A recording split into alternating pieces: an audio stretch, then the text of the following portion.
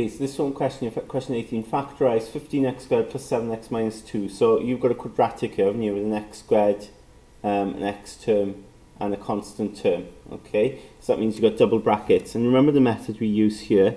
Okay, we put two brackets, and because this is 15 there in front of the x squared, so we put 15x in the start of both brackets. Okay, and then over here we do this multiply add thing, right? And of course, in this time, when you've got a number in front of the x squared, there's a bit more work involved. So you times this number in front of the x squared by this minus 2 here. So you get minus 30.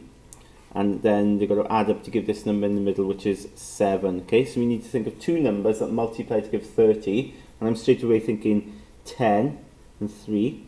10 and 3 multiply to give 30. Now I need them to add up to give 7. Okay, now how do I get them to add up to give 7? Well, if we keep that as a plus 10 and that make that a minus 3, then that will work, won't it? Okay, plus 10 minus 3 is 7. And then they multiply then to give plus 10 multiplied by minus 3 does indeed give me minus 30. So I'm going to put plus 10 here and minus 3 in here. But then don't forget, because I did that thing at the start, right, times by 15, I've sort of now got to pay back almost, right? I've got to sort of do the opposite idea now, and I've got to divide by 15, right? So it's important then, I look then for common factors in here and in here.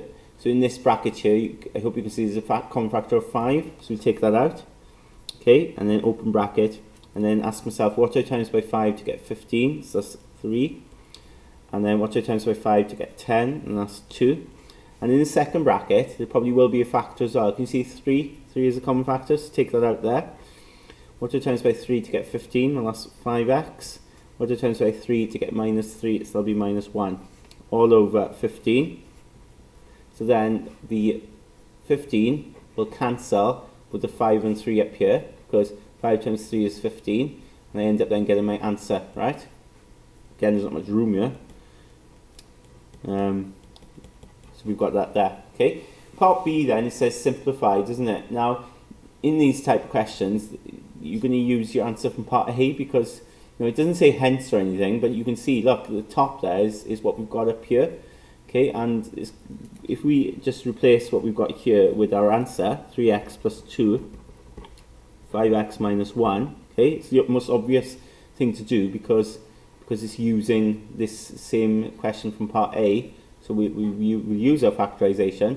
And then over this, now, can we factorize the bottom? And we can't come in. I want you to notice there's only two terms, okay? So what we'll do is we'll look for common factors and we'll just have a single bracket. And you can see 6 and 4, well, we can take out 2, can't we?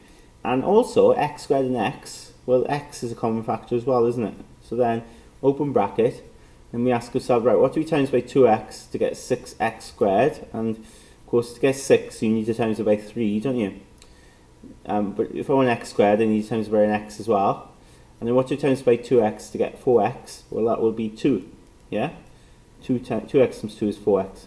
And what I hope you notice then is you've got 3x plus 2 on the top, 3x plus 2 on the bottom.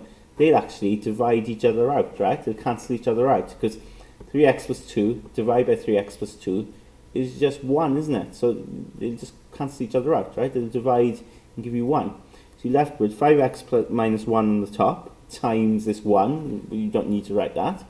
Okay, over 2x on the bottom. And that's it. That's a nice simplified answer.